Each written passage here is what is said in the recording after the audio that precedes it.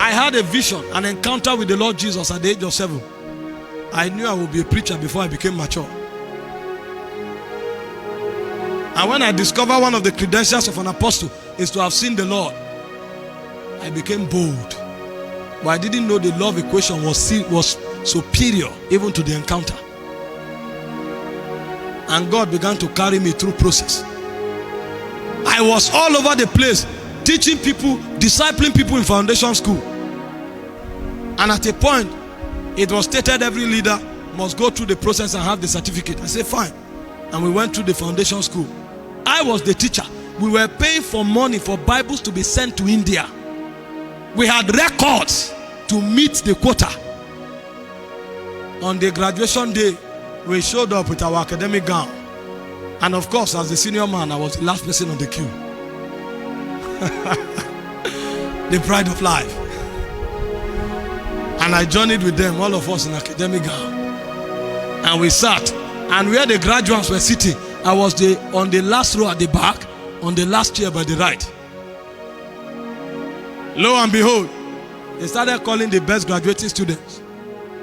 He called 3 people. My name was not there. I said, is this a mistake? They now called those that paid for more ministry materials that were distributed.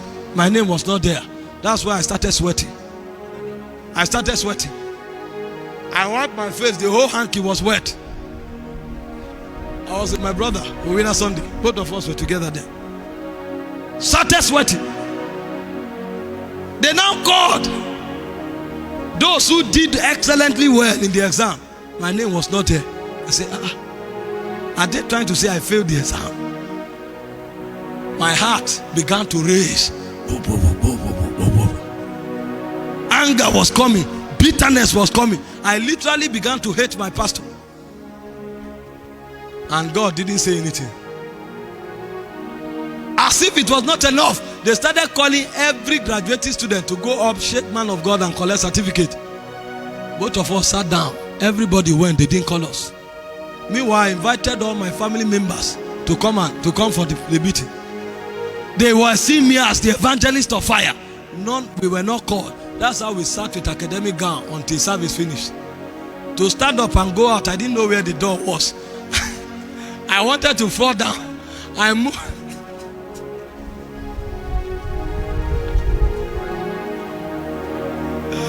Dear Lord Jesus. And the moment I went to submit my academic gown, I heard, take a seed of all you have and go and give the pastor. What? Pastor that I was raging for already, that had concluded if they even call me, even God no, I will not answer.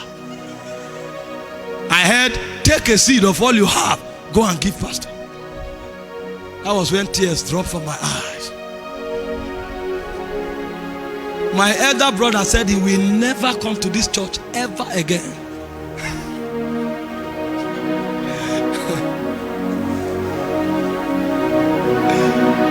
I didn't know what to say. And God started helping me at that time. I had even prayed for the protocol officer to the governor. He was healed. He came for the meeting to see the man of God.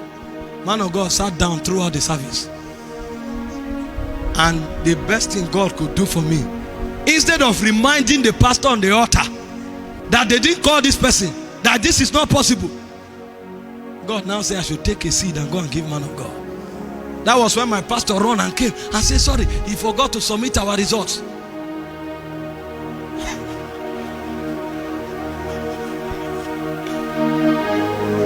When I went and gave the servant of God the seed and knelt down for him to pray for me, something dropped in my spirit. I now knew what I needed for that graduation was not an award. What I needed was a substance of the spirit. And that was the only way I could have it. Because there are certain things that are not scholarly. They are rewards from God. And for you to have him, God will try your heart. And the pastor prophesied it and said, this one's truly received the reward of this graduation. That was when I started loving people. You know, the Bible said that him that have suffered in the flesh have ceased from sinning. 1 Peter chapter 4 verse 1. There are certain things that comes when you are tried, when you have suffered in the flesh.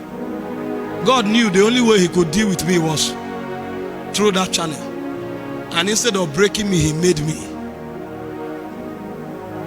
If you don't love people, you have no ministry to them.